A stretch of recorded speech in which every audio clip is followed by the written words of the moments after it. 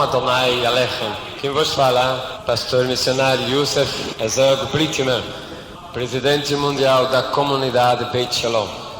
Posso relatar nesse momento a experiência que eu tive no dia 27 de abril de 1975. Experiência qual tocou profundamente na minha vida, profundamente na minha religião, profundamente na minha vida social em geral. Eu era uma pessoa que aos 10 anos de idade havia cruzado de América. Logo após, passei por uma pobreza muito grande, mas pela misericórdia de Deus e o grande amor de Deus, Deus me deu uma posição social muito grande. Em 15 anos, passei de mendigo para um industrial. Mas o plano de Deus na minha vida era outro totalmente diferente. Eu que era praticante ortodoxo do judaísmo mais fechado e sem nenhuma abertura, Deus tinha um plano na minha vida. Esse plano que Deus tinha na minha vida não era plano de riqueza, não era o plano de posição social. Deus me fez subir no auge da glória financeira, mas também Ele me fez descer no baixo para que eu conhecesse o outro propósito que Ele tinha na minha vida. Desde o meu nascimento, eu fui uma pessoa problemática. Problema de saúde envolvia-me, o coração. Durante muitos anos eu tive problemas gravíssimos do coração. Quando eu estava em Buenos Aires, na Argentina, em 1960, era uma pessoa que não entendia o idioma latino, nem espanhol, nem português. Foi para mim muita dificuldade, muito problema. Consegui me adaptar à vida latina, à vida ocidental. Mas, como um bom judeu ortodoxo, eu tinha certeza que o Senhor estava comigo, que Deus era Deus de Israel, era Deus do universo, era o Deus que não desamparava, que o meu povo, o povo judeu, tinha um Deus, e que nesse Deus nós devíamos confiar as 24 horas do dia. O propósito de Deus na minha vida foi muito além do imaginável e compreensível.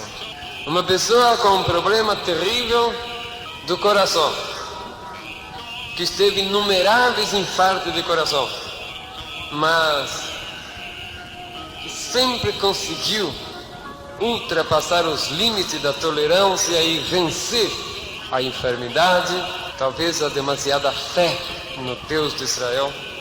27 de abril de 1975, estava caminho à faculdade onde iria fazer uma tese sobre sismologia, porque em 74 eu me formei engenheiro civil. Estava fazendo uma pós-graduação. Era às 18 horas de aquele dia, frio, um pouco chuvoso.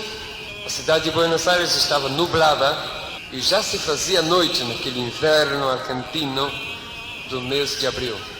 Cruzando a Avenida da Liberdade, uma avenida muito comprida, no meio daquela avenida eu senti o que sempre havia sentido durante os meus 25 anos de vida: problema no coração de novo.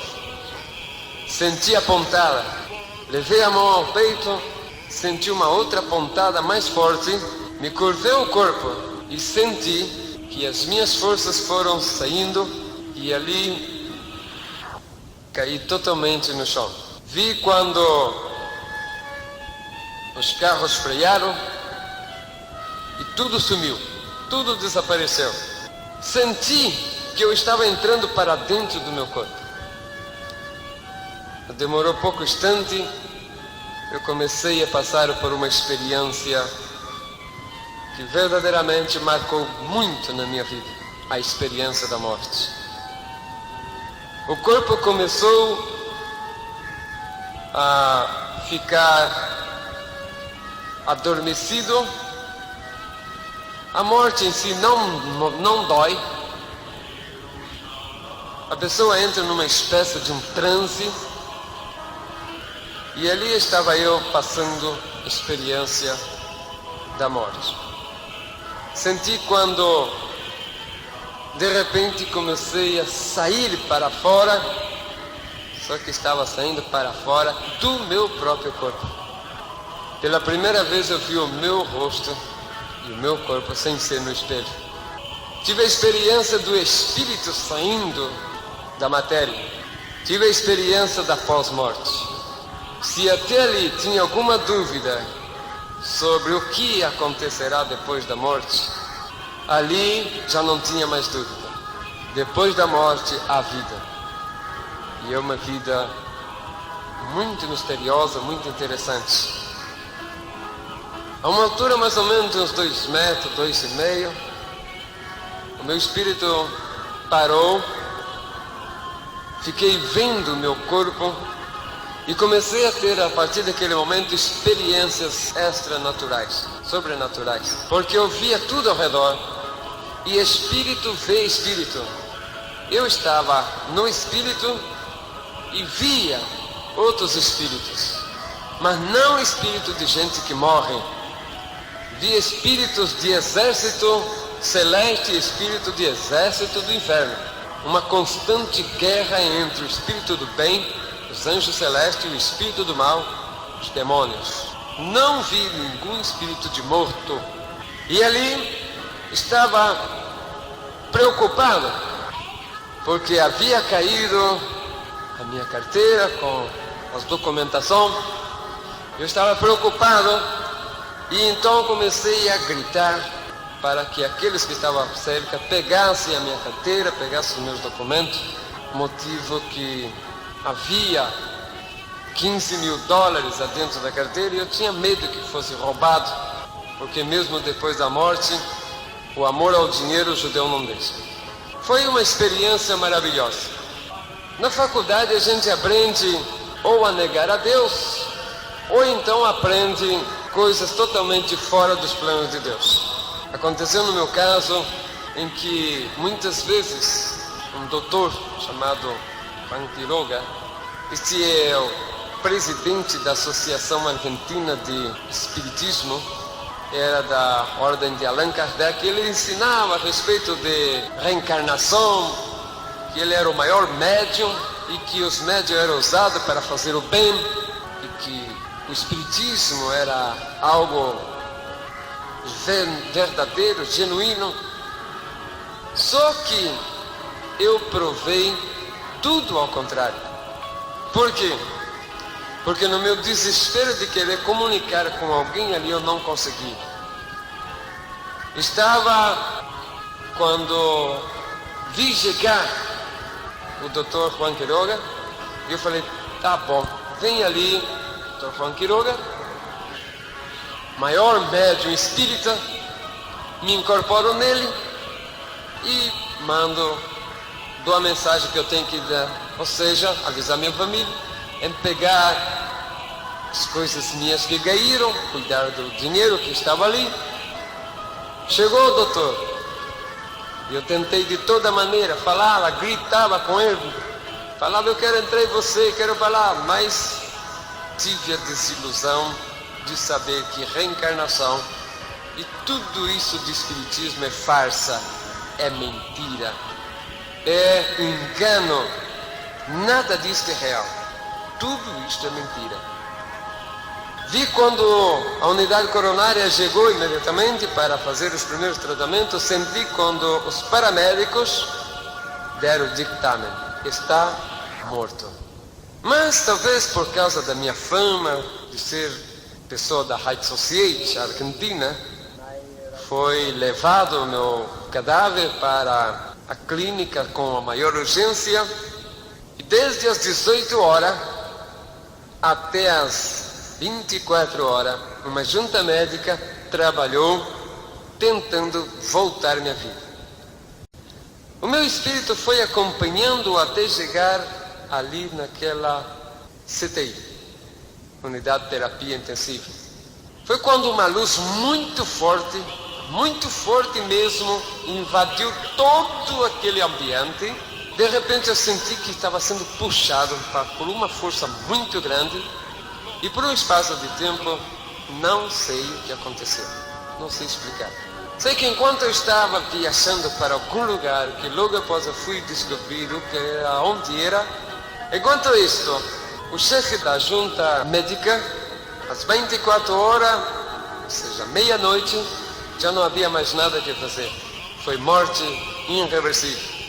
Mas Deus havia preparado tudo muito bem preparado.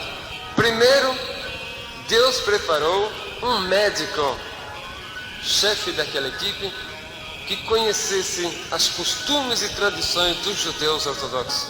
Chegando ao chefe do necrotério, falou: esse cadáver, prepara-lo e não precisa pôr na geleira. Leva para o necrotério, deixa-o ali, porque é cadáver de um judeu ortodoxo e esse povo enterra os seus mortos antes de 7 horas depois de morto. Aproveitou ele para fazer o chamado aos meus povo para avisar que eu tinha morto indefectivamente. Mas aconteceu que Deus havia preparado muito bem tudo. Era nesse dia 27 de abril, dia de Erev Pesach. O dia 28 seria Pesach, ou seja, 2 dias santos judeus chamados Yom Tov. E nesses dias judeu não toca cadáver. Coincidentemente, o Pesach daquele dia 28 combinou com a Páscoa do dia 29, portanto, era feriado cristão. E durante 3 dias eu não fui enterrado, porque judeu não podia tocar cadáver durante o tempo das suas festas. E o terceiro dia era feriado cristão, e cemitério judeu não é aberto nesse dia, porque quem trabalha são só gentios. Portanto, os judeus falaram: vamos, ele já está na geleira, vamos esperar passar o feriado, passar os dias santos, logo após nós fazemos o enterro. Ali ficou o meu cadáver, em um canto daquele necrotério. Um anjo do Senhor estava guardando. Muitas pessoas perguntam: como pode ser que esse homem passou 70 horas morto, não apodreceu e ninguém deu conta daquilo? Primeiro, fazia muito frio, como disse, abril na Argentina, é tempo de inverno e faz frio. Fazia mais ou menos 5 graus, portanto deu para conservar o corpo. Segunda, era o propósito de Deus. Terceiro, ninguém ia reparar por um cadáver a mais ou a menos em um necrotério municipal, onde todos os mortos da cidade e da região metropolitana são obrigados a passarem por ali primeiro, antes de ser liberado o corpo para enterro. Portanto, por lei legal e por lei divina, o meu corpo ficou ali, sem que ninguém tocasse. Muitos cadáveres entram ali por dia, 200, 300, 400, e ninguém vai se importar por um a mais ou um a menos que está encostado lá no canto. A parte, era propósito de Deus que eu permanecesse ali, intocável. Um anjo cobria enquanto eu estava viajando para algum lugar do infinito. Em um devido instante, me apareci de novo num espaço onde tudo era celeste, não havia nuvem, não vi nenhum movimento, e senti que fui parando a velocidade, quando vi um movimento que vinha ao longe, umas centelhas, e aquela centelha veio se cercando, até que diante de mim, no meu espírito, se apresentou uma grande caravana, e essa caravana era anjos celestes, anjos dos mais belos, anjos maravilhosos, resplandecentes. Do meio desses anjos maravilhosos começou a aparecer um outro ser, muito mais maravilhoso, muito mais importante. E reconheci, era o Senhor era o Mashiach, o Cristo que eu esperava. Sabia que era o Mashiach, posto que dentro das sinagogas, os rabinos nos falaram que o Mashiach viria e que a vinda do Mashiach seria com uma grande coroa na cabeça. E nessa coroa havia 12 pedras, debaixo dessas pedras estaria escrito o nome das 12 tribos de Israel. Vi essa coroa, vi a vestimenta gloriosa desse ser, vi também as pedras e debaixo dela o nome das 12 tribos, vi o resplendor da glória do Mashiach. Ele chegando para perto de onde eu estava, a uma considerável distância, ele parou e com aquela voz de trovão mais suave como um mel, dirigiu a minha palavra dizendo: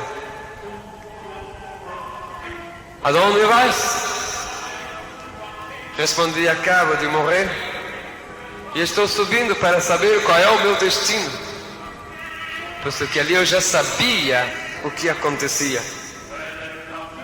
Quando uma pessoa morre, seja boa ou ruim, ela sobe até o primeiro céu na presença dos livros. Ali um anjo olha no livro para ver se o nome da pessoa está escrito. Se está escrito o nome, a pessoa continua subindo e vai até o terceiro céu, onde está o paraíso do salvo.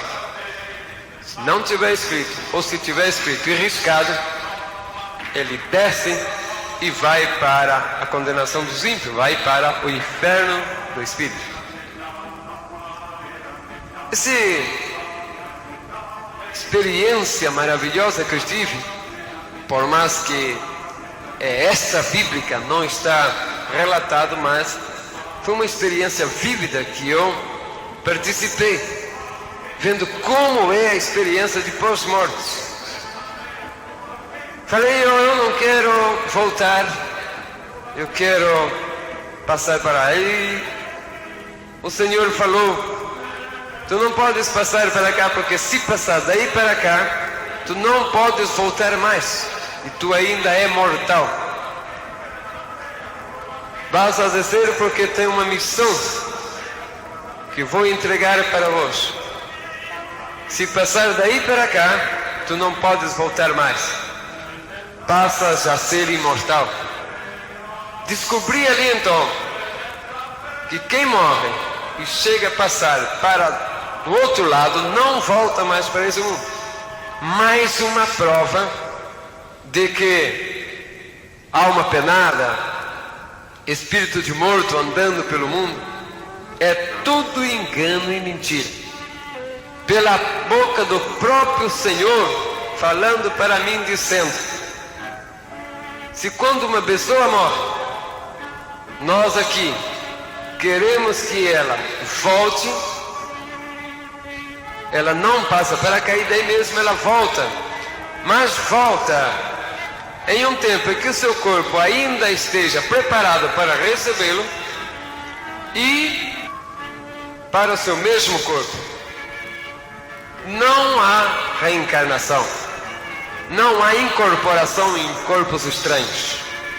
Isso eu escutei da própria boca do Senhor.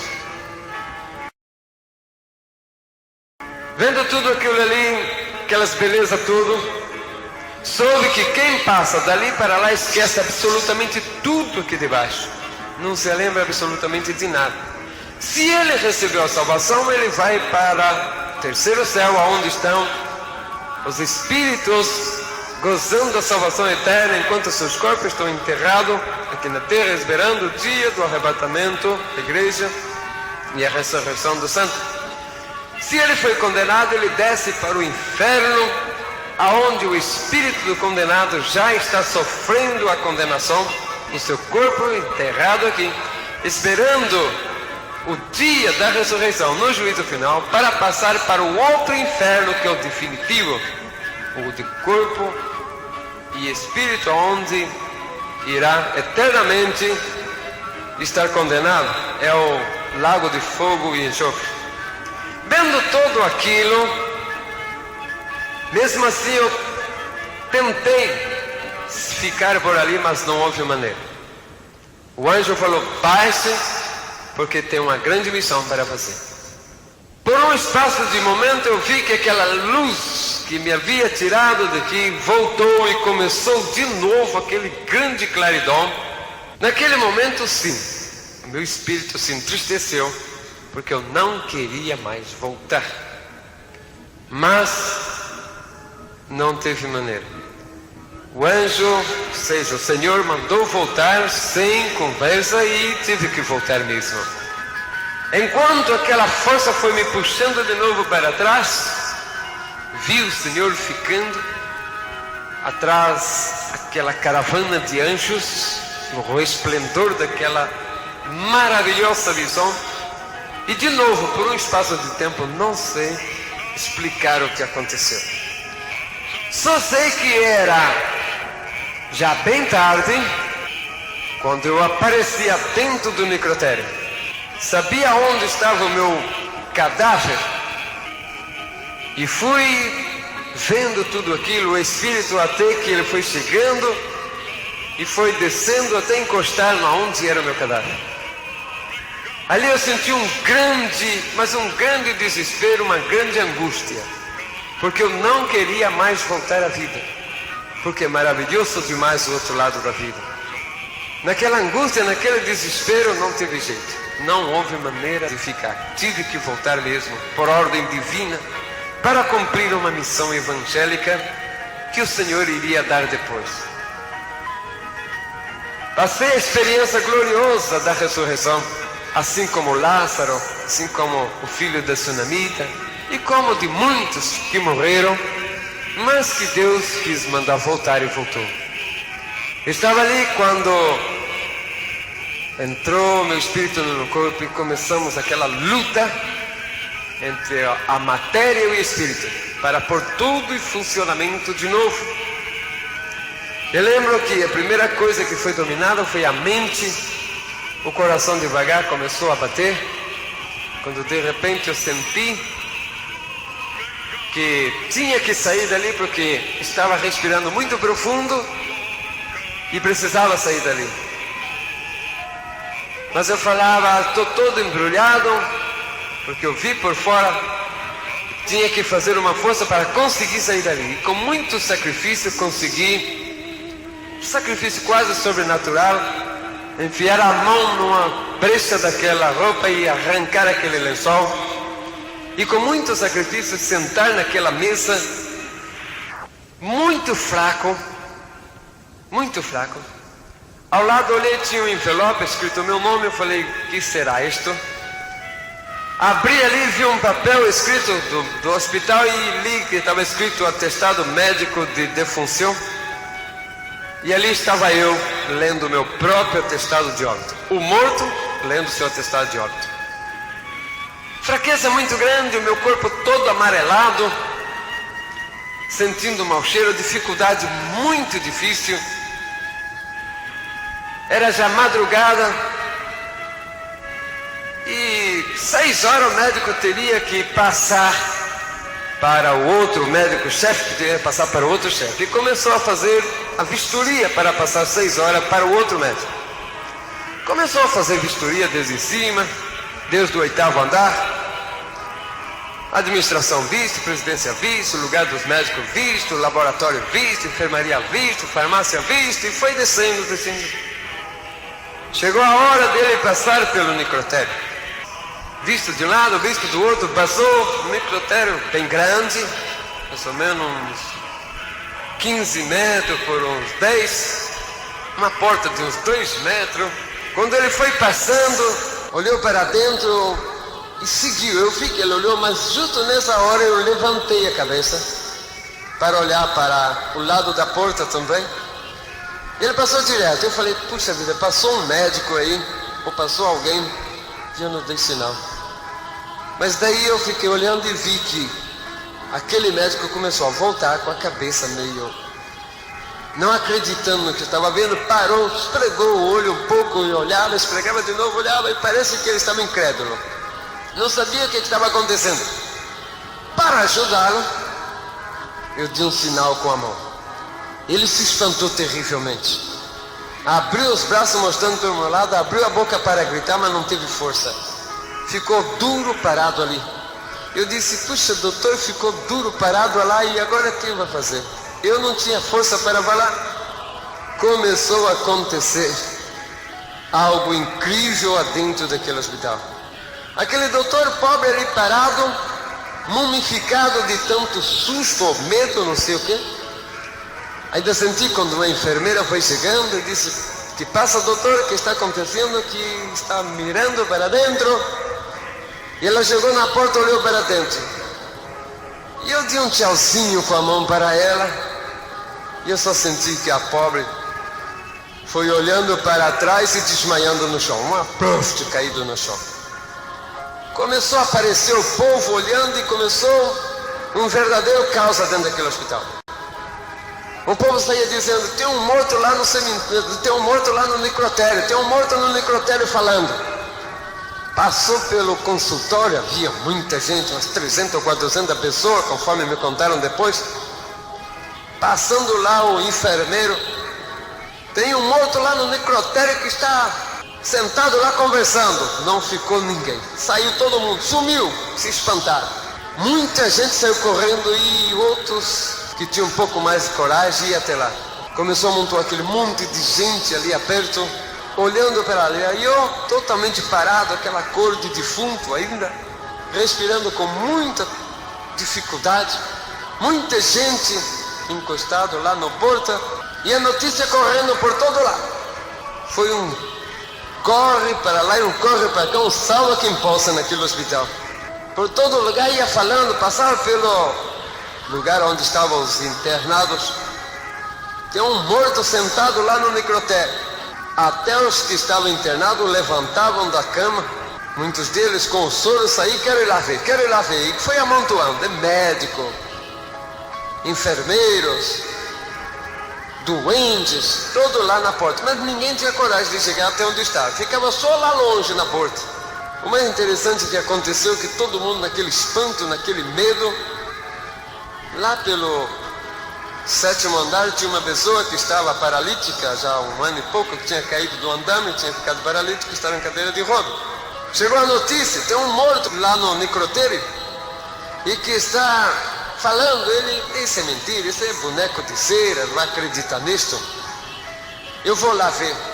E desceu, ele teve mais coragem, porque foi descendo e foi devagarzinho, chegando até onde eu estava. Chegando lá, ele ria, aquela risadinha dele de não acreditar. O povo muito espantado, mas ele não acreditava. Alguns que estavam de longe também não acreditavam, mas não tinha coragem de chegar perto. Ele foi chegando perto, na cadeira de rodas, teve mais coragem. Começou a dar volta ao redor, umas 2 ou 3 voltas, e rindo, fizeram o boneco de cera tão bem feito.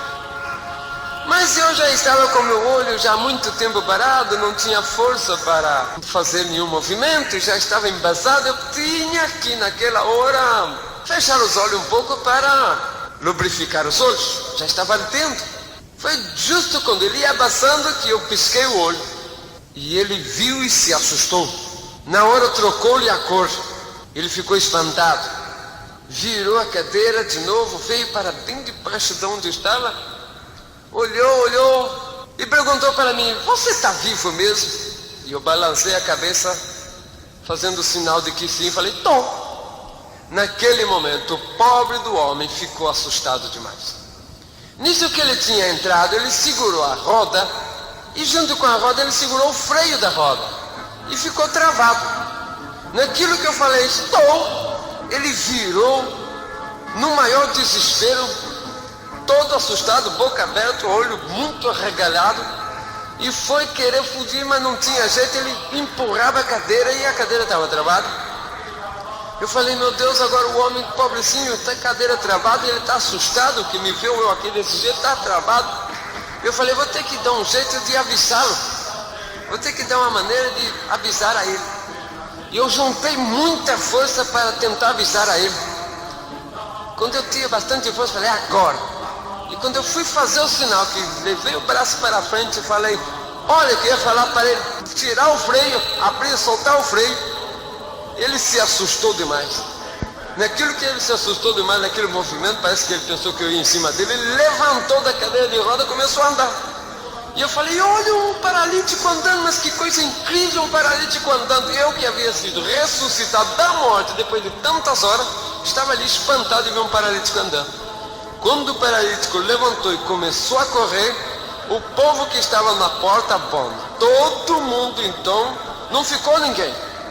Alguns disseram, não, um morto ressuscitado, falando já é muito, ainda mais paralítico andando, isso aqui já é demais. Não ficou ninguém ali, sumiu tudo. Demorou bastante tempo para que começasse a aparecer alguém de novo por ali. E eu já estava muito debilitado, mas começou a aparecer fotógrafo, repórter de todos os jornais. Mas não demorou pouco tempo, eu caí em estado de coma de novo, enquanto o hospital era um só caos, uma só bagunça. Todo mundo desesperado, correndo de um lado para o outro, porque estava acontecendo algo incrível naquele hospital. Uma pessoa, depois de 70 horas, voltar a viver, os médicos não sabiam entender, estava uma confusão terrível.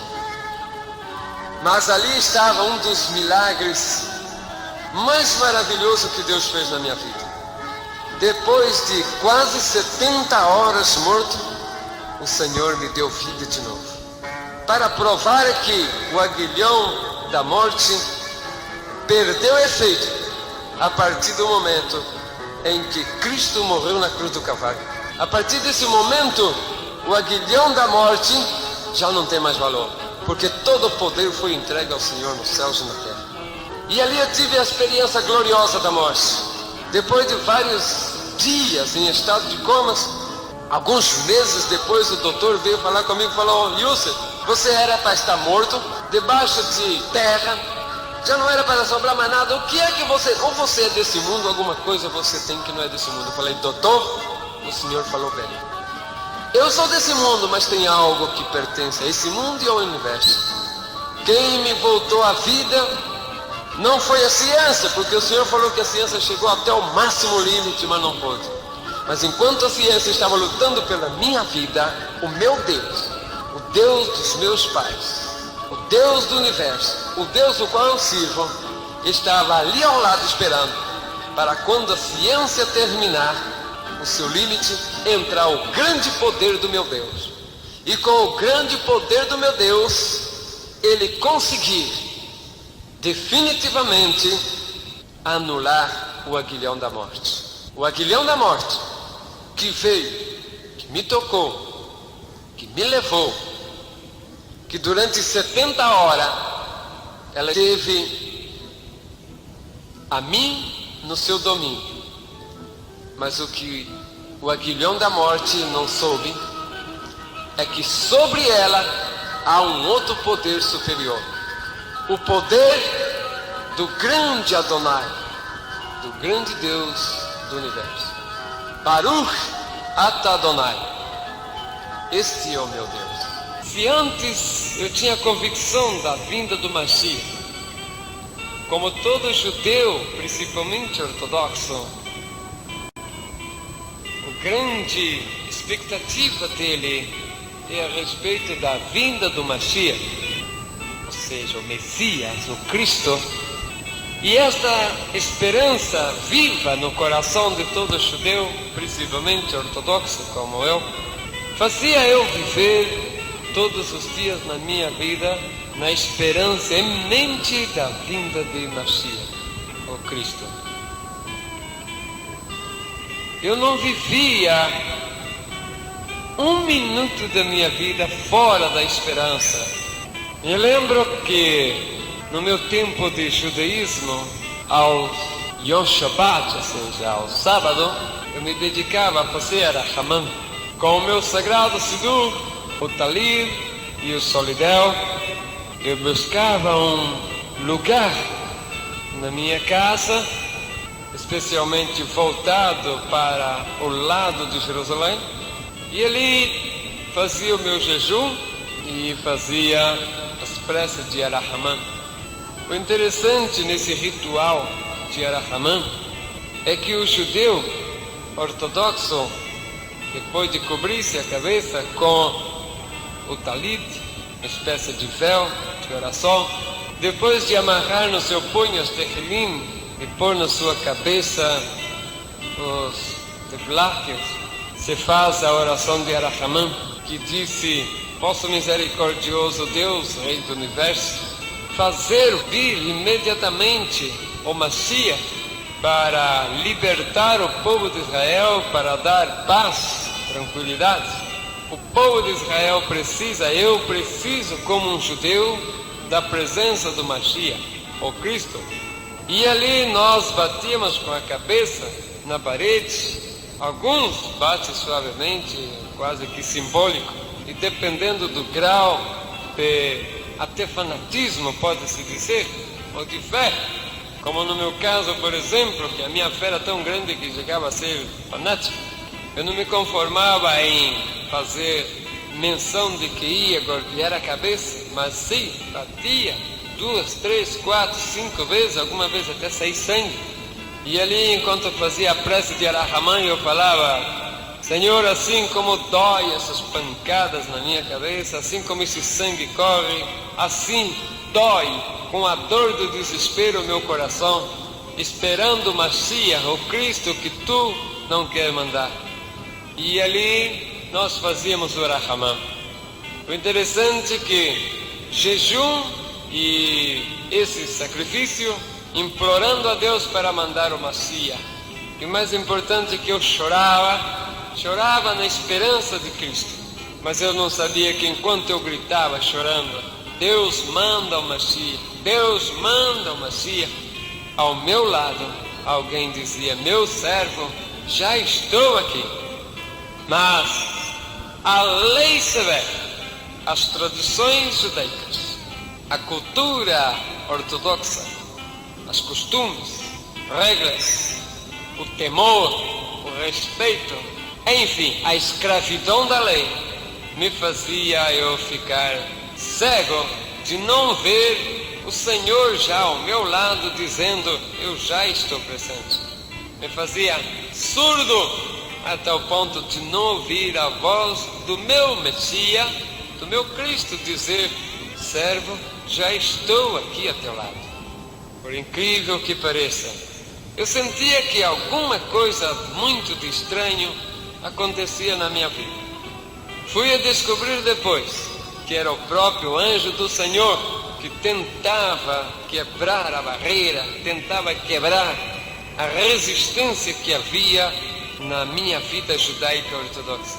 Como judeu ortodoxo, eu era um bom praticante, fiel em todos os rituais, fiel em todas as festas, fiéis ao meu Rebbe, fiel a tudo quanto diz respeito à cultura, tradição do meu povo.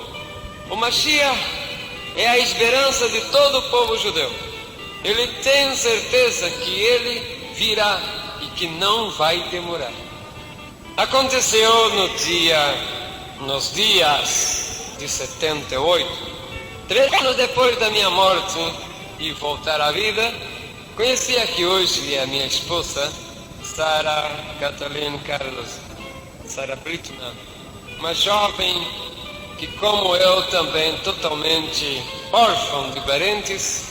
Ela ainda era muito jovencinha, contava com 13 anos, ainda incompleto, quando nos casamos. 2 judeus ortodoxos, ela ultra-ortodoxa, ou seja, muito mais severa do que eu. Foi um amor fulminante.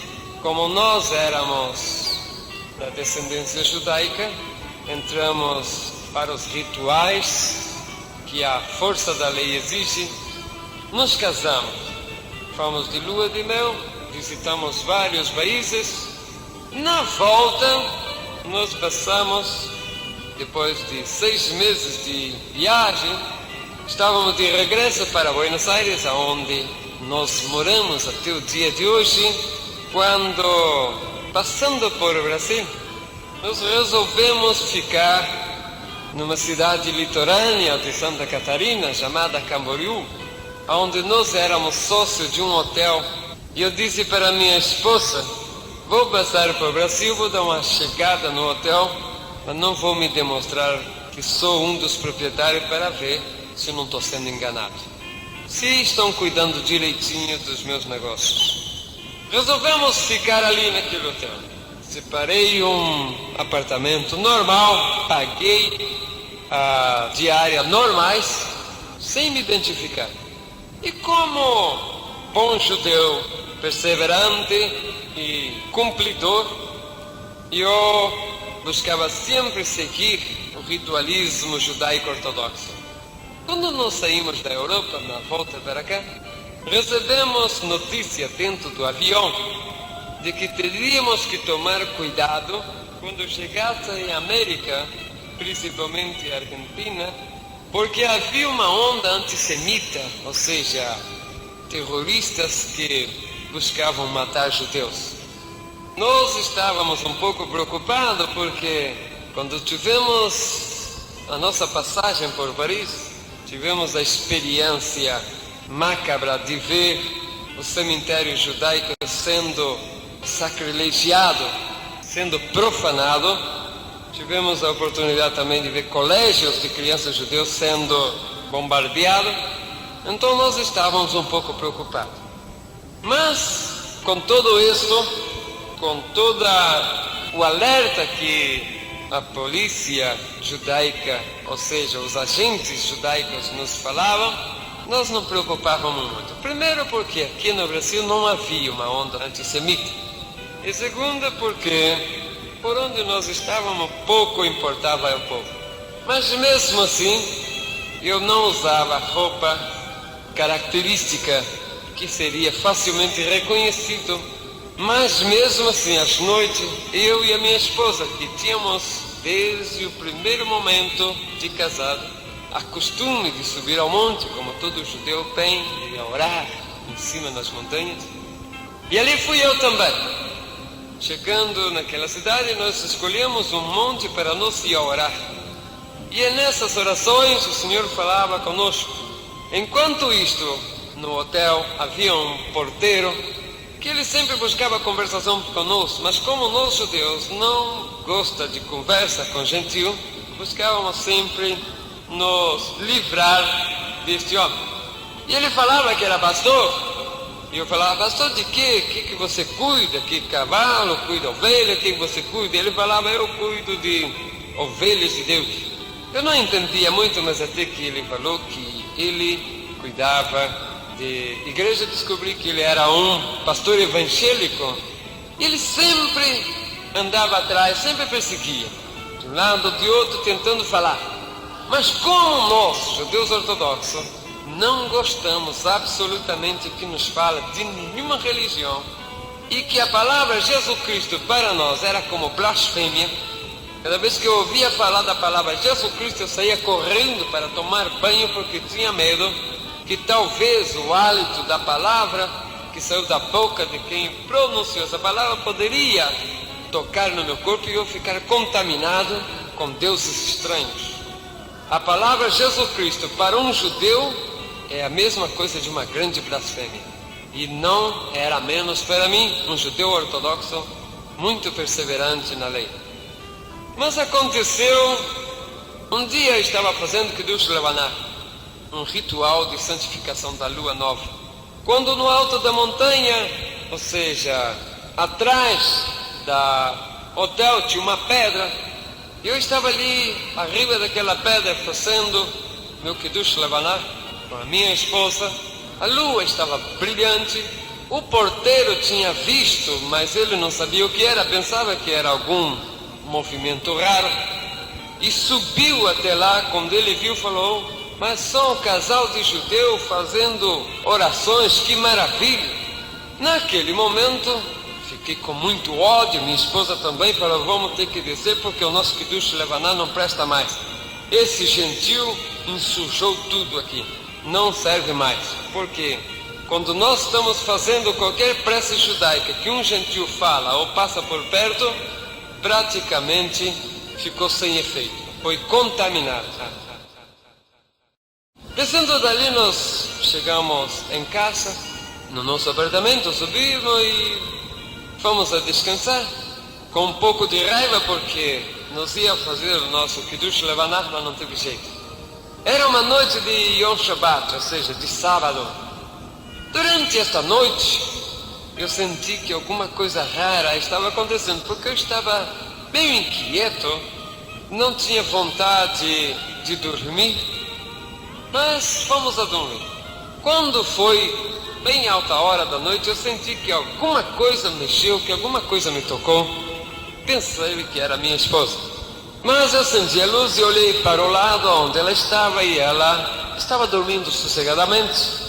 Como o judeu ortodoxo, as mulheres dormem separadas. A cama são duas camas de solteiro, uma de um lado, outra do outro, mesmo quarto, mas a mulher de um lado, o homem do outro, em cama separada. E eu vi que ela estava dormindo sossegada. Falei, alguma coisa, não sei, deve ser que ter tocado alguma coisa aí, algum bicho. Voltei a dormir, mas não demorou pouco instante, de novo eu senti que alguma coisa estava me tocando. Nós havíamos dormido com luz apagada, porta fechada, janela toda trancada, quando de repente eu senti que novamente algo me tocou e eu me levantei. Quando eu me despertei, que eu levantei, o quarto onde estava, que era todo iluminado, ficou totalmente iluminado, e ali se apresentou um ser celeste. Era um anjo. E aquele anjo se apresentou ali. No momento me assustei um pouco, mas naquele momento ele começou a conversar comigo. E estava falando em Yiddish, dizendo, não te preocupes, porque eu venho aqui para conversar contigo. Eu falei, é um judeu, porque está falando em Yiddish. E então ali nós começamos a conversar, assunto da lei, coisa e outra, e eu falei, que maravilha, é um judeu. E eu fiquei contente, porque um judeu estava ali no meu quarto conversando comigo. Foi então quando aquele anjo que estava ali na minha frente, ou seja, eu não sabia que era um anjo, eu também não sabia o que era e estava preocupado. O que será isso que está acontecendo? Olhei para a porta e estava fechada, a janela também. Espantei daquele resplendor que havia estado ali naquele quarto, porque a luz estava apagada. Mas como eu já tinha tido experiência celeste, não fiquei muito espantado. Mas alguma coisa estava acontecendo ali.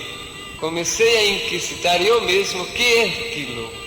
Tinha medo de perguntar quem era aquele. Mas ele começou a estudar, ou seja, a falar para mim sobre a Torá, sobre os livros, e falou, vamos falar sobre a cultura do nosso povo. E nós começamos a conversar sobre o nosso povo, sobre a nossa cultura. Eu fiquei contente porque falei, puxa vida, a visita de um judeu ortodoxo. Agora fiquei na preocupação de saber como foi que ele entrou ali, mas também não tinha coragem de perguntar. Depois de algumas horas, pela madrugada dentro, ele falou, vou me retirar, mas eu voltarei. Não fala nada da sua esposa porque ela vem depois. Eu falei, vem depois aonde? Aonde ela vai? Ela não vai sair. E ele foi. Sumiu, escureceu tudo e eu fiquei ali. Na outra noite aconteceu a mesma coisa. Estava eu dormindo, aquele anjo apareceu. De repente começamos a conversar a respeito de nossas tradições, nossos costumes. Começamos a falar a respeito dos profetas.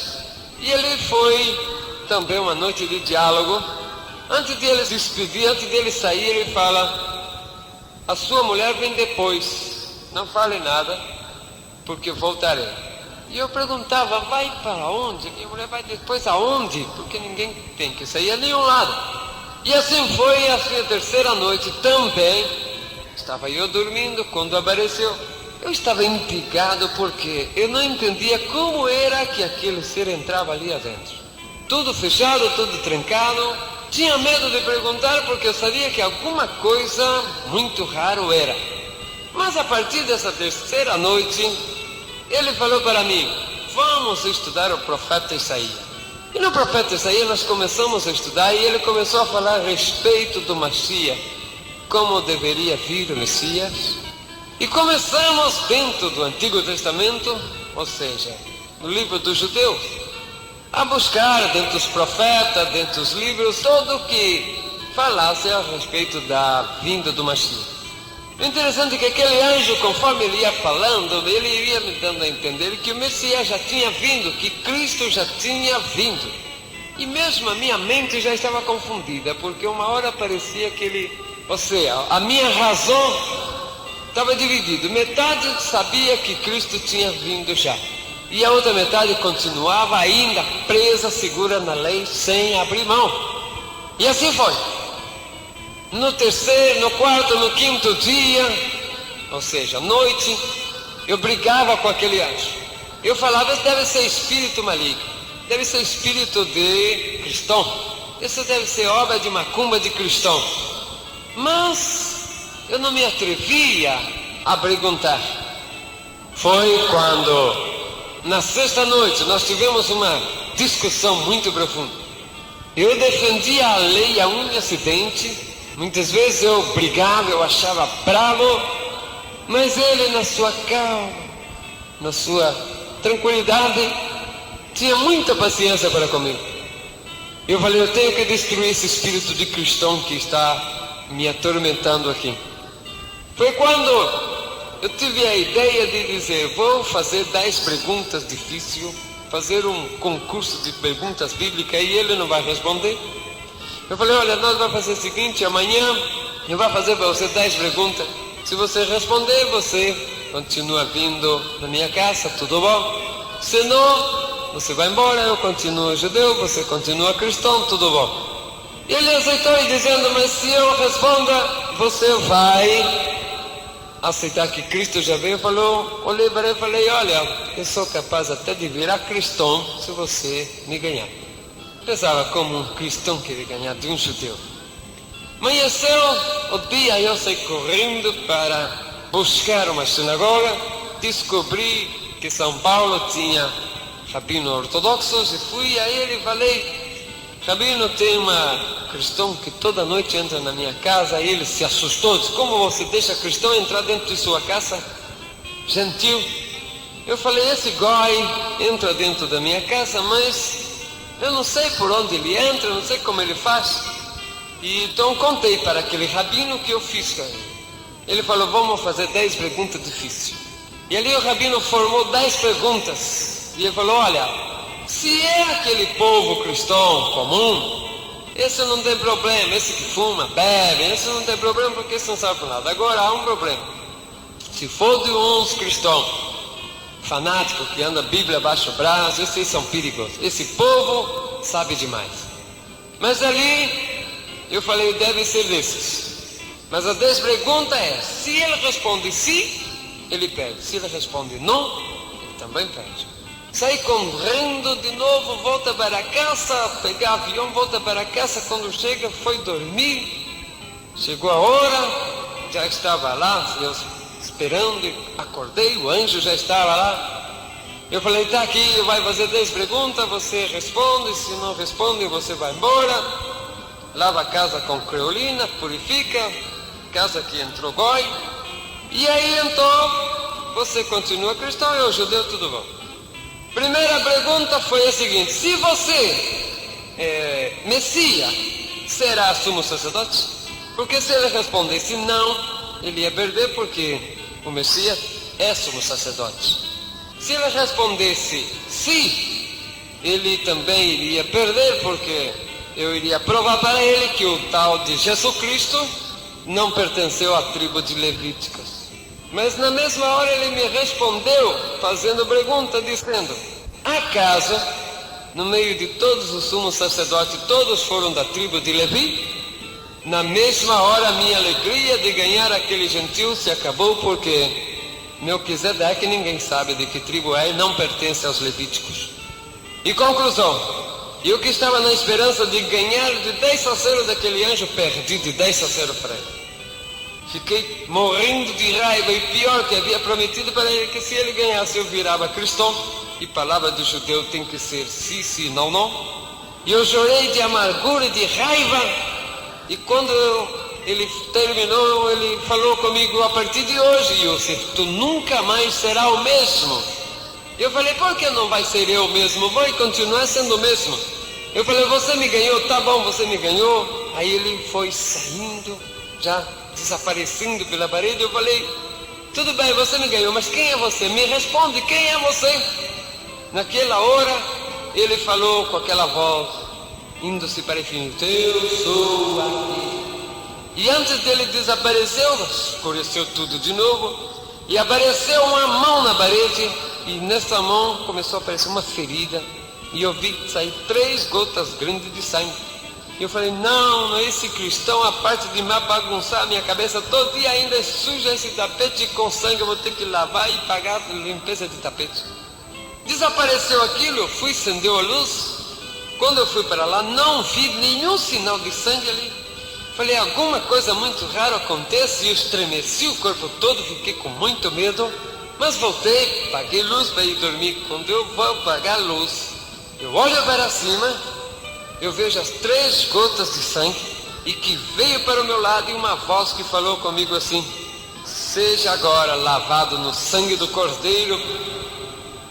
E eu senti que naquela hora, aquelas 3 gotas de sangue caíram em mim, eu senti aquele gosto inclusive de sangue na boca, estremeci o corpo todo dia porque eu fiquei com muito medo, muito abalado, e fui a dormir. No outro dia era Shabat, levantei já brigando, pela primeira vez, brigando com mim mesmo, mas a minha briga era contra Deus, porque eu falava, Deus me abandonou, fez um goi me ganhar, fez um gentil entrar na minha casa, profanar a minha vida, fazer eu prometer, e Deus não gosta mais de mim, eu vou pecar, vou fazer bastante pecado. E dia sábado, muitos pecados se pode fazer, andar mais do que 1430 metros, acender fogo, e várias coisas que não é lícito fazer dia sábado.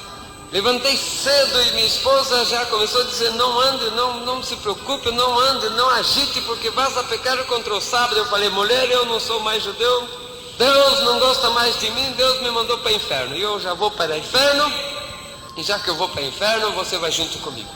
Não vai deixar você, porque naquela hora eu estava me lembrando que todo judeu que negava a Deus era amaldiçoado, era excomungado com a maldição do Monte Ebal. E eu sabia que todos os meus vizinhos, minha família, animal, mulher, tudo estaria naquele momento amaldiçoado, anatemizado, excomungado. Eu falei, Deus não gosta mais de mim, Deus me jogou fora. E foi ali que eu comecei a andar, chegou a noite, naquela noite de sábado, eu comecei a andar, a esposa chorava, entramos em uma estradinha muito escura, e uma estradinha sem saída, quando de repente eu vi no meio da estrada ali um movimento, eu falei, deve ser boteco, vou entrar, tomar cachaça, tomar uma cerveja, pecar mais bastante. E mulher entra, tu vai entrar também, assim nós vai 2 para o inferno.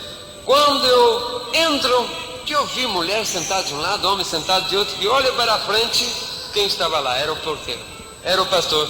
Eu falei, igreja de cristão, deixa eu sair daqui. Falei, não vou sair daqui não, mas melhor do que pecado de tomar cachaça é prostituir contra Deus, é adorar outro Deus. E vou sentar aqui. Eu falei, agora a esposa entra, fica prostituída de pecado de adorar outro Deus, também nós vai para o inferno, todos 2 juntos. E ele entrou, e eu sentei de um lado, ela sentou de outro, e o pastor falou, o casal de judeu veio na igreja, e fez a igreja, vamos receber, seja bem-vindo, em nome de Jesus. Eu falei, quem tira esse nome, tá, deixa sufar, vai embora com essa porcaria. E ele ficou, e ele falava do tal de Jesus. A pregação daquela noite foi, vinde a mim, vós que estáis cansados e oprimidos, e eu vos libertarei. E ele começou a falar que Jesus era rei de Israel, que Jesus era o salvador da humanidade, que Jesus era o rei dos judeus. E eu comecei a ficar com raiva, e eu falei, eu vou bater nesse pastor. Se ele não parar de falar que esse Jesus é rei de judeu, eu vou bater nele. E aquilo foi ficando com raiva, eu ficava com raiva, cada vez que ele falava, mais ódio me dava dele, porque ele falava desse tal de Jesus. Eu falei, olha, esse homem eu vou bater nesse homem, eu vou quebrar ele a pau. Quando ele falou a pregação, no final ele falou, agora eu vou fazer apelo. Quando ele falou, vou fazer apelo, eu pensei que ele estava apelando para a briga. Eu falei, ele está apelando para a briga, ignorante, agora eu vou arrebentar ele a pau. E deixa ele provocar uma vez mais, eu vou bater nele. E ele falou, agora para fazer o apelo eu vou convidar, vou ler a palavra. E disse assim, Eu sou o caminho, a verdade e a vida, e ninguém vai ao Pai senão por mim. E esse é Jesus Cristo, ninguém vai ao Pai se não é por Jesus Cristo. Falei, agora basta, agora eu vou arrebentar ele, vou quebrar ele, ele vai para o hospital, se não matar. E levantei, na hora que eu levantei, ele falou, o judeu aceitou Jesus. Eu falei, que aceitou Jesus nada, eu vou te quebrar a pau agora. Você vai deixar estar falando que esse tal de Jesus é rei de Israel, eu vou te arrebentar a pau agora. E fui para a frente, o púlpito era bem alto, a igreja ainda estava piso de chão. E fui ali para a frente, a esposa levantou e falou, isso meu mente, nós dois, nós quebra ele a pau. Chegou na frente, ele olhando, eu olhava para cima, buscava um lugar para subir lá em cima na púlpita. Ele falou, ajoelha aí que nós vamos orar por você. Eu endureci o corpo, falei, não me ajoelharei diante de outro que não seja o Senhor meu Deus, Rei de Israel. Aí naquela hora que eu falei duro assim com ele, com cara fechada, eu senti que dois braços fortes me pegou, jogou por chão. Eu falei, outro mais que vai apanhar. Mas eu olhei, não vi ninguém, falei, estremeci o corpo, falei, que é isso que aconteceu? E esse pastor era baixinho, mas nessa hora eu olhei e esse homem estava grande. E eu falei, não importa, ele vai apanhar assim mesmo. Olhei para ele com tanto ódio. Naquela mesma hora senti que outra vez aquela mão me tocou e me foi levando até eu cair, bater com a cara no chão. E ele começou a chorar e de repente, não sei mais o que começou a acontecer, e daí uns 20 minutos, a esposa também tinha ali chorando. Daí uns 20 minutos eu levantei, já não sabia o que fazer, porque começava a pular, começava a falar em algo que não entendia. Por fim eu cheguei e falei para ele, ei porteiro, vem, que é isso? Eu falo vários idiomas, não sei o que está acontecendo, não consigo me segurar, falo uma coisa que não entendo. Ele falou, igreja, o judeu acabou de aceitar Jesus, já foi batizado com o Espírito Santo.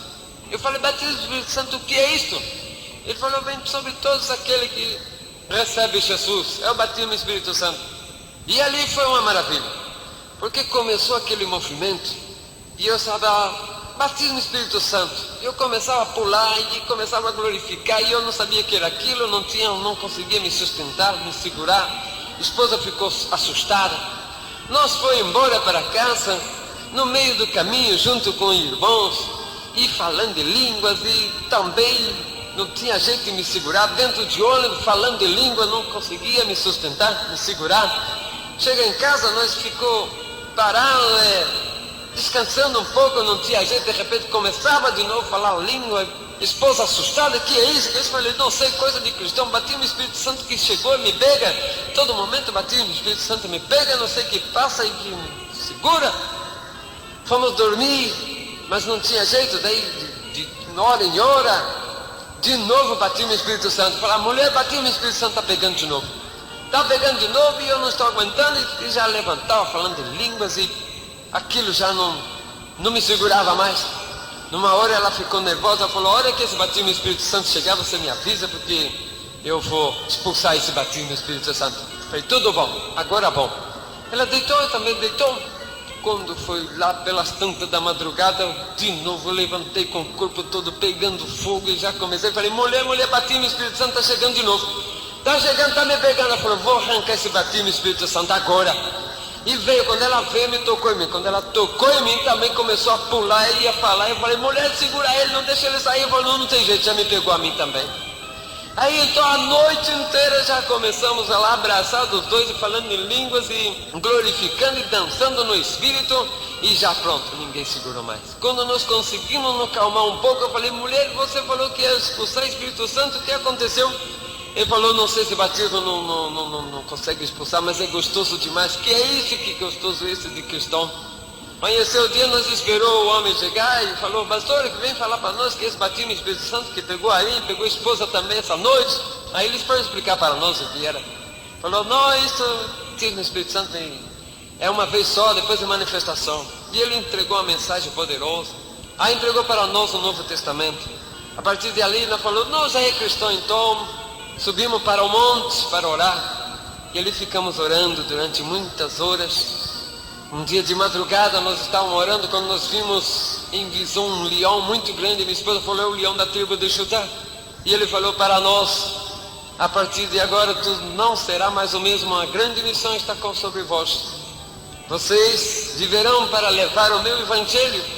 Vá para casa para arrumar tudo, porque eles irão a ir pelo mundo inteiro falar da minha palavra, porque eu chamei vocês para esta obra.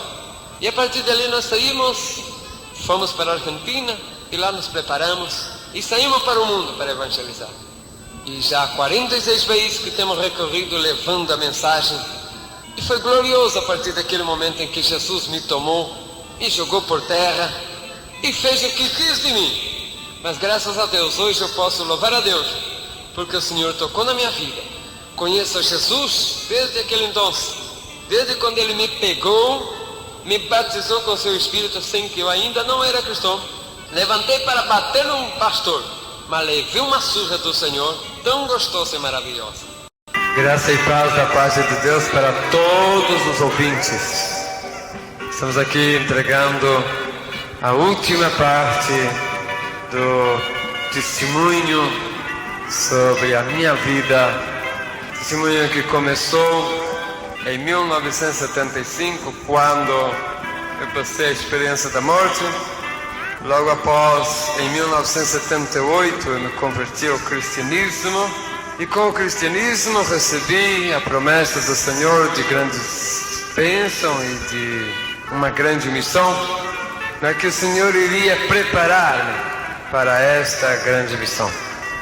Corria-se os anos, desde 1978, eu e a minha esposa recorrendo os países, África, Américas, todas as 3 Américas. Pela primeira vez passamos aqui por Brasil em 78. A segunda vez nós havíamos ido para o Equador, de lá Colômbia, Venezuela, e entramos por Santa Helena a Roraima. De ali viemos com a família até Cuiabá, no Mato Grosso. Quando a minha família ficou numa cidade perto de Cuiabá, porque por ordem divina, ou revelação divina, eu iria evangelizar as florestas amazônicas. Preparei tudo, deixei a família acomodada e peguei o indispensável e fui para a grande missão que Deus havia preparado e mandado para mim. Foi quando aconteceu a minha ida para a Alta Floresta Amazônica. Comecei a trabalhar no evangelismo ali para os índios, para os povoados, principalmente a Amazônia geográfica, Mato Grosso do Norte, Pará, Rondônia, Acre. Depois de muito tempo dentro da floresta, cheguei à cidade de Alta Floresta, no Mato Grosso. Para mim já teria ali terminado a minha missão. Estive por vários lugares do Pará, estive por vários lugares de Roraima, por ali fui também até o Pico da Neblina. Entramos em território venezuelano, onde evangelizamos uma enorme quantidade de brasileiros que trabalhavam na fronteira buscando ouro. Até que eu pensei, já está pronta a minha missão, vou embora para casa e de lá vou embora para a Argentina. Não sabia a que dia era e nem que hora era o dia em que eu cheguei na cidade de Alta Floresta. Havia perdido o relógio, noção do tempo, havia perdido tudo. Mas, quando eu cheguei na casa daquele servo de Deus ali, fui recebido, fui a dormir, porque o cansaço era tremendo. Quando me levantei, que tomei um banho e logo após fui sentar à mesa, recebi uma ordem do anjo de alimentar-me bem. Terminei de alimentar-me, me alimentei muito bem naquele dia. Me fui a recostar-me um pouco mais, quando o Senhor falou para mim, levanta-te, tome o caminho que vai para a terceira. A terceira é uma estrada que faz a circulação em toda a cidade de Alta Floresta. Conforme a voz do anjo, eu saí dali, me fui para aquele lugar aonde o anjo me havia falado, terceiro. Andando, baixa a direção do que me pudesse vir, porque eu não sabia onde estava indo, sabia que tinha que ir por ali. Quando eu cheguei em um lugar, o anjo falou: entra na floresta. Entrei dentro de uma floresta muito grande, encontrei naquela floresta uma grande árvore caída e subi ali naquela árvore e senti uma espécie de cansaço, mareo. Eu falei: meu Deus, é meu coração. E agora estou a 10 quilômetros da cidade, estou a 800 quilômetros da minha casa, vou morrer aqui, ninguém vai me encontrar no meio dessa floresta. Mas naquela hora eu escutei a voz dizendo: não tema, meu servo, porque não é o que tu estás pensando. Trouxe-vos até aqui para fazer uma viagem, enquanto estarás o teu corpo aqui a dormir, guardado por o anjo. Tu irás comigo visitar lugares aonde pouquíssimo tiveram o privilégio de ver maravilha maior, porque foste escolhido para ver essas coisas. O anjo falou: depois que você voltar, verdadeiramente você vai precisar de um coração novo, porque não vai resistir depois de ver o que tenho a mostrar-te. Mandou fechar o olho. Quando eu fechei os olhos, eu vi uma visão, uma mão vindo para o meu lado, e naquela mão havia um coração. E ele disse: receba um coração novo, para que quando voltes, resista o que vas a ver. E ali então eu senti que um coração novo entrou, porque eu senti a força de um coração novo. Foi naquele momento em que eu senti que estava indo para algum lugar, porque eu senti uma força me puxando, e era aquele anjo, porque ele disse: agora vamos. De repente eu me encontrei em um lugar onde na minha frente havia um grande muro. Olhando ao lado eu vi mais 4 pessoas, é isso que estou relatando para vós. Em algum lugar do mundo tem mais 4 pessoas falando a mesma coisa. Naquele grande muro tinha um portão, e foi se abrindo aquele grande portão e apareceu um anjo, fez sinal para nós. Seguimos aquele anjo. Quando entramos em um túnel, uma espécie de um túnel muito brilhante. Ao terminar de passar aquele túnel, nós estamos numa altura, e olhando para baixo nós vimos uma cidade imensamente grande. Não tinha fim essa cidade, nem para um lado nem para o outro ela tinha fim. Olhando para trás não vimos mais o muro, e tampouco não vimos mais o portão. Ali estávamos nós em espírito arrebatado. Tínhamos a forma do corpo, havíamos recebido um corpo, parece que um corpo energizado, umas vestimentas celestes. Eu não havia morrido. Muitas pessoas falam: ele morreu 2 vezes. Não, nessa vez o meu corpo estava dormindo, não estava morto, estava dormindo, enquanto o meu espírito, com um corpo energizado, estava vendo e recorrendo esses lugares. Fomos descendo, e o anjo à frente, nós fomos descendo até que os nossos pés, do nosso corpo energizado, encostou sobre as ruas daquela cidade. Olhando, começamos a deparar a grande beleza, grande maravilha, o grande resplandor daquela cidade. As ruas lisinhas e brilhantes, a cor dourada, e falei: é totalmente de ouro. O anjo falou: ruas de ouro é a cidade de Deus Altíssimo. Ali naquela cidade era maravilhosa. Não havia casas comuns, não havia prédios, não havia fábrica, nem comércio, nem barracos. Somente mansões, imensas mansões, feitas em pedras preciosas, no meio de jardins de belíssimas flores. A beleza daquilo é indescritível, não tem como explicar a beleza de tudo aquilo. Era maravilha demais.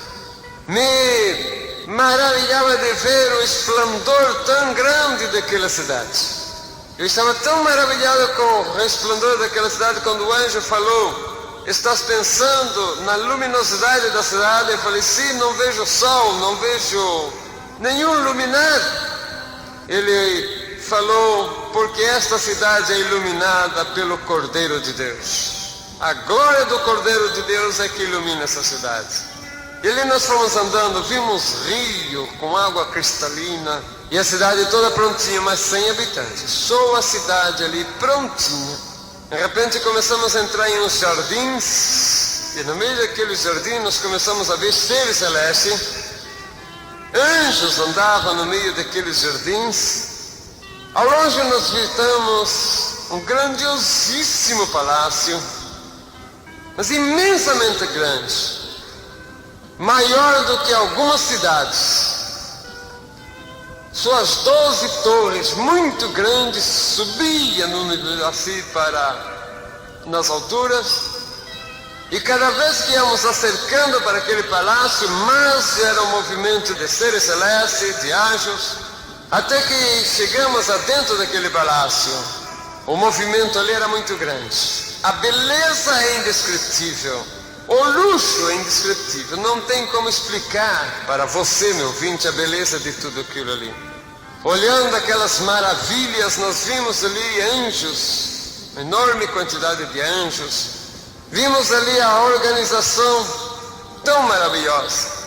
A primeira organização de anjos que nós vimos, anjos que descia e aparecia ali, e o anjo falou, esses anjos são os mensageiros de levar as bênçãos para as igrejas. E o anjo nos ensinou, nos explicou qual era o trabalho daqueles anjos. Ele disse, quando lá embaixo, no mundo, um pastor ou um dirigente abre o trabalho, nesse momento, sai daqui os anjos mensageiros para aquela igreja e entram dentro da igreja, vê qual é o problema, qual é a dificuldade, qual é a enfermidade que tem todos ali. E ali ele sobe até as celestiais mansões de Deus, pega a solução do problema. Enquanto ele está subindo, outro anjo já está ali dentro. Durante um culto, centenas e centenas de anjos entram e saem dentro do culto, buscando benefícios para o povo que está dentro do culto. Vimos aquela maravilha quando nós seguimos e entramos em um grandiosíssimo salão. A beleza é indescritível. Um grande livro estava ali, ao lado tinha um anjo, de um lado tinha uma grande orquestra, do outro lado um grande coral. De repente chegou um anjo e com um nome escrito em um grande rolo, abrindo estava escrito o nome. De repente aquele anjo que estava sentado ao lado do livro levantou, e o anjo que estava conosco disse, preste atenção porque está escrito em todos os idiomas do mundo. E nos idiomas que eu sei ler, estava escrito naquele livro, quando os anjos foram abrir, estava escrito grande livro da vida. Ele foi aberto aquele livro. Vi quando aquele anjo molhou alguma coisa como se fosse para escrever num líquido vermelho, quando começou a escrever ali em cima o nome, conforme ele ia escrevendo, a tinta que era vermelha ia transformando-se em ouro. E o nome que era escrito ali não era o mesmo nome que o anjo trouxe, era outro. E nós descobrimos que o nosso nome é outro no céu. De repente parou-se e começou uma grande festa no céu. Os anjos começaram a alegrar-se, raios e trovões por todos os lados se ouvia, relâmpagos, as estrelas corriam de um lado para outro. O coral e a orquestra celeste começou a tocar e o anjo falou, vamos ter que parar porque no céu agora é festa. Eu perguntei, por que é festa? Ele disse, porque alguém lá embaixo levantou a mão e aceitou ao Jesus como único Salvador. E toda vez que alguém levanta a mão e aceita Jesus como único Salvador, o seu nome é escrito no livro da vida e os céus param para festejar uma vida que se converteu ao Senhor. E ali a festa foi grande, o movimento era grande, os anjos festejavam, os seres celestes festejavam, o universo festejava, uma alma que se converteu a Jesus aqui embaixo. Continuamos naquela visita celeste, visitando o palácio do reino da glória. Passamos por um lugar onde havia uma mesa posta, belíssimos manjares havia sobre aquela mesa. O anjo falou, está pronta o banquete das bodas do Cordeiro. Passamos por ali, vimos aquelas belezas. Logo após entramos em um lugar onde parecia era o gabinete daquele anjo. Ele disse: foram trazidos até aqui em cima para vocês saberem de alguma coisa, porque tem sido aberrante o que tem acontecido no mundo em relação ao Senhor. Muitas organizações negando a Deus, muitas igrejas levando heresia para o povo, igrejas negando a existência de inferno, igrejas totalmente desvirtuadas, levando o povo ao engano. E não somente isso, como também organizações filosóficas, teosóficas, enganando tremendamente o povo, e o caos cada vez tremendo. Portanto, trouxemos-vos até aqui para saber de algumas coisas para vocês testemunhar lá embaixo. Disse para nós: o primeiro que tem tido muito sucesso, o diabo, é justamente a negação da existência do inferno. Vocês vão ir acompanhado com uma caravana de anjos até o inferno, vão ver como é lá e presta atenção em tudo. E ali, com uma caravana de anjos, nós descemos. Entramos em uma treva horrorosa, muito feio, monstros horripilantes passavam por nós. Mas o interessante é que no meio de tudo isso nós olhávamos e brilhava todo ao nosso redor. E esse brilho saía de nós. O anjo que estava conosco falou: se espantam do brilho que são, ou não sabeis que vós sois as luzes do mundo? Descobrimos que verdadeiramente nós brilhamos. Nós somos a luz das trevas. Depois de aquele espaço de tempo, chegamos a um lugar onde uma força invisível não permitia avançar mais. E o anjo falou: daqui para lá vocês não podem passar, porque vocês ainda são mortais. Se passar para lá, não volta mais. Mais uma vez eu comprovei a mentira mundana a respeito de espírito de morto que anda por aqui e de reencarnação. Não existe. Isto é tudo invenção e falsidade. Mas estávamos ali, quando nós olhamos, vimos um lugar horripilante, horroroso. Havia uma enorme multidão ali que sofria horrorosamente. Víamos o semblante horripilante daqueles povos ali. E o anjo falou, muito triste: esses são os espíritos daqueles que morreram. Seus corpos estão enterrados lá em cima na terra. Os seus nomes não foram escritos no livro da vida, não foi encontrado escrito ali, portanto receberam a condenação e estão aqui. Este é o inferno espiritual. Daqui eles sairão para receber os seus corpos no dia do juízo final, para passar para o inferno de lago de fogo e enxofre, aonde serão atormentados eternamente. Esses perderam a salvação. Mas nós começamos a ouvir uns gritos muito mais horripilantes, e o anjo falou: vamos até lá, porque esses sofrem milhares de vezes mais do que esse. Começamos a ver uma multidão enorme de seres que sofriam muito mais horripilante do que aqueles que nós vimos para trás. Perguntamos ao anjo por que aquele sofrimento tão grande, maior do que os outros, e ele disse: porque esse lugar é o lugar reservado para os desviados. Aqui tem pastores que pecou ou teve problema e não soube levar a igreja e morreu e está aqui. Aqui tem jovens que cantavam no coral, cantavam no conjunto, se desviou, morreu desviado. Aqui tem jovem que saiu da igreja para namorar a moça do mundo, o moço do mundo, pensando que se casaria, depois os dois voltariam para a igreja. Não voltaram, morreu desviado e aqui está. Enfim, aqui é o lugar onde termina todos aqueles que morrem desviados dos caminhos do Senhor. O sofrimento deles são terrivelmente pior. Não porque Deus castiga demais, é porque a consciência deles faz eles sofrerem muito mais. Ali nós vendo aquilo, nós saímos e de repente passamos num lugar onde hoje falou: aqui é o complexo industrial do inferno. É aqui onde se produz todo tipo de coisas para levar lá para cima, para enganar o povo, até os crentes. Ali eu vi novo tipo de bebida, novo tipo de cigarro, revista pornográfica, livros indecentes, e muitas coisas, mas o mais terrível é o lugar que eu vi lá, que é especial para fabricar coisas para enganar crentes.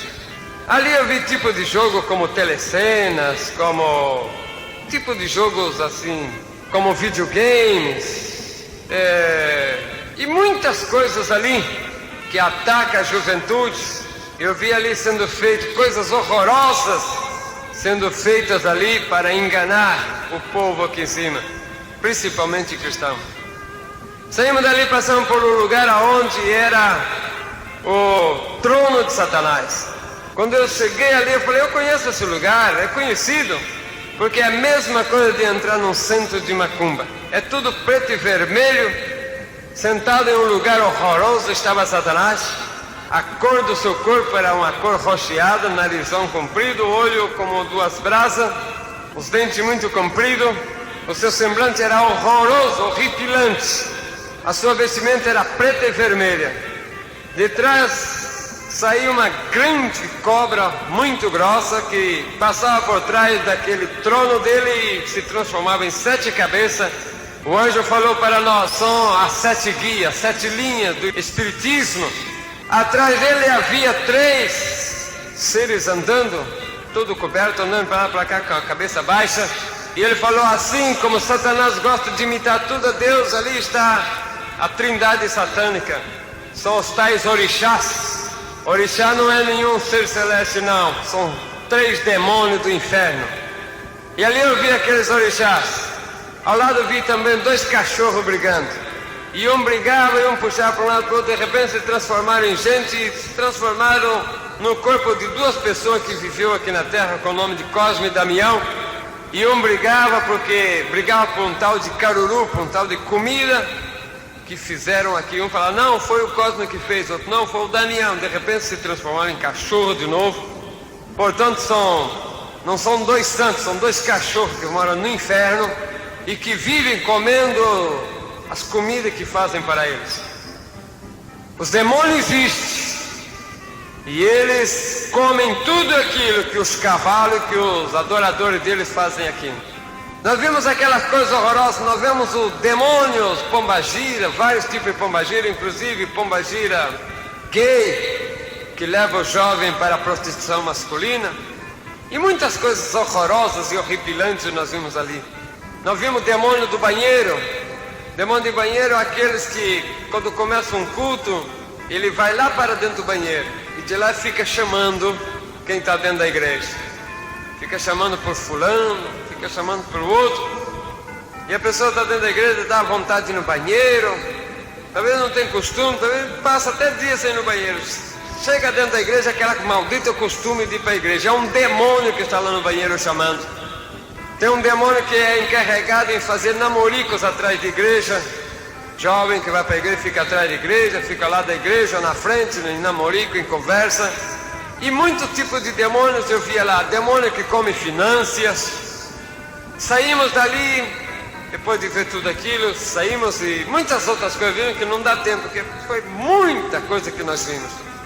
Na nossa vida nós passamos por um lugar onde o anjo falou que aquele era o 3º céu. E ali nós vimos um paraíso. Vimos ali um povo muito bem vestido, muito alegre, louvando e glorificando a Deus de todo instante e momento. Falei, e que esse povo que só falou, isso aqui estão os espíritos daqueles que morreram, seu nome foi escrito no livro da vida. Estavam ali, portanto eram salvos. Seus corpos estão lá na terra e eles estão aqui já gozando da vida eterna. São os santos do Senhor que no dia do Senhor irão ressuscitar e vir para a glória junto com os arrebatados. E nós vimos ali que maravilha é a vida daquele que passou para o Senhor. Descobrimos também que aqueles ali não têm mais contato com o mundo. Portanto, é mentira que espírito de bom ou de ruim volta para o mundo. Continuando ali, fomos até ali de novo ao palácio. E o anjo falou, vocês foram ao teu inferno, viram como é, já viram pela cidade celeste também. Passaram no paraíso do salvo, viram tudo isso. É a prova de que tudo isso existe para vocês aplacarem a ira do diabo, que, usando de heresia, tenta desencaminhar o povo do verdadeiro caminho. Agora, antes de vocês voltarem para os seus corpos que estão dormindo na terra, vocês vão ter uma visão de como será o arrebatamento da igreja. De repente nós nos encontramos nas nuvens e havia uma grande multidão de anjos, um grande tapete, todo cheio de pedras preciosas, cor púrpura que vinha do infinito. No final desse tapete havia um grande trono, todo incrustado de pedras preciosas. De um lado e do outro do tapete, um cordão de anjos que sumiam no infinito. Foram descendo-se uns anjos trazendo o livro da vida, outros anjos trazendo outros livros, também aquele coral e aquela orquestra que estava ali diante do livro. E um movimento muito grande estava aqui, enquanto na terra a bagunça estava tremenda, a violência, o descontrole da natureza, catástrofes, o desrespeito, tudo estava horroroso. De repente sentimos um grande trovão, uma bola de fogo começou a aparecer por aquele infinito e foi descendo. Os anjos falou: eis aí o noivo vindo à busca, ao encontro da noiva. E dentro daquela bola de fogo, aquela bola de fogo era a glória e o resplendor do Senhor, foi descendo e passou por frente de nós, e nós vimos o Senhor vestido de glória e honra buscando a noiva. Quando chegou aqui nas nuvens, 4 trombeteiros se posicionaram nos 4 cantos da terra. Um anjo falou: ao tocar a primeira trombeta está terminado o tempo da graça. Ao tocar a segunda trombeta, todos os mortos em Cristo serão ressuscitados. Foi o momento em que nós estávamos aqui na terra, quando vimos em todo lugar, dentro do cemitério onde tinha crente enterrado, a terra explodia de dentro, iam saindo os nossos irmãos, glorificando a Deus com seus corpos totalmente transformados, glorificando a Deus e subindo para as alturas. Subiam para cima a ponto de ver os ressuscitados todos glorificando a Deus, quando de repente o Senhor levantou e falou: ao tocar a última trombeta, será arrebatada a igreja viva.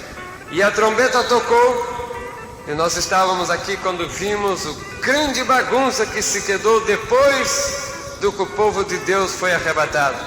Uns corriam de um lado para o outro, as rádios, televisão, jornais não sabiam explicar, porque milhões e milhões de pessoas sumiam em vários lugares do mundo. Mas não demorou muito a entenderem que o grande acontecimento já tinha sido predito há milhares de anos. Era o arrebatamento da igreja, do povo de Deus. Os desviados e os que ficaram estavam desesperados, porque sabiam que tinham perdido a oportunidade. Nós vimos o grande caos que ficou quando ainda tivemos a oportunidade de ver em cadeia mundial de rádio e televisão um pronunciamento do anticristo tomando posição e dominando o mundo.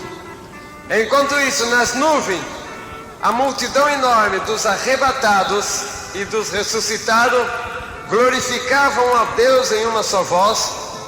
Jesus levantando, abrindo os braços para o lado daquela enorme multidão, milhares e milhares, milhões e milhões, falou com aquela voz forte como um trovão, mas doce como mel: vinde benditos do meu Pai, tomar posição do lugar que foi preparado desde a fundação do mundo.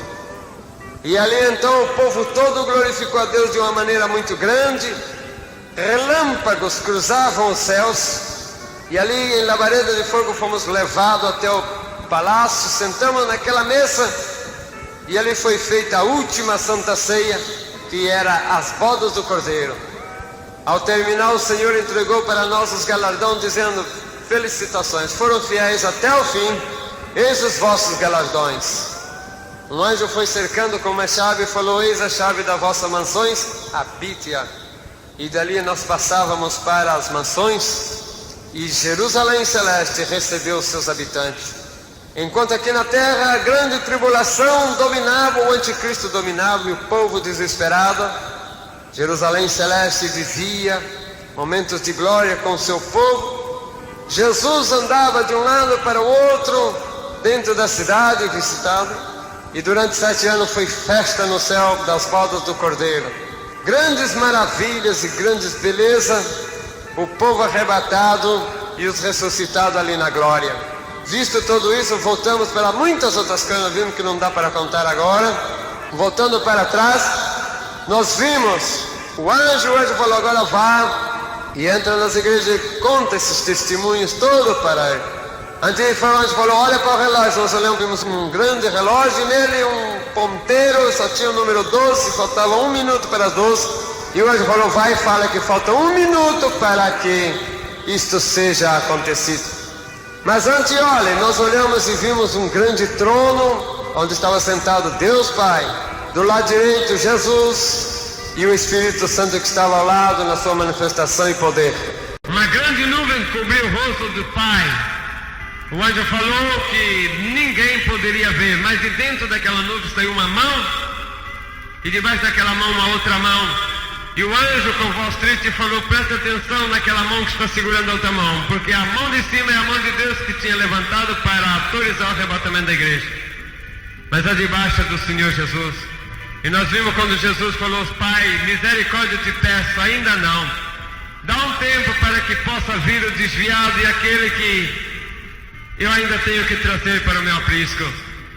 E olhando para os olhos de Cristo, de um lado chorava lágrima comum por aqueles que ainda não ouviram a palavra, mas do outro lado chorava lágrimas de sangue. E aquelas lágrimas de sangue era pelo desviado, era por aqueles que ouviam a palavra, mas não queriam obedecer. E o anjo falou, Jesus tem chorado lágrimas de sangue há muito tempo pelo desviado, por aquele que saiu da igreja, por aqueles que ouvem a palavra, mas não querem ouvir. Vai e diga que muito em breve Jesus vai buscar a igreja e que o desviado continua sangrando Jesus, para que ele volte e para que aqueles que ainda não se acercaram, voltem logo, porque Jesus em breve estará nas nuvens juntamente com a caravana e será o arrebatamento da igreja. O povo de Deus virá para a glória no exato momento de tocar a última trombeta. Portanto, fiquem com essa mensagem. Cristo está chegando. Estás preparado?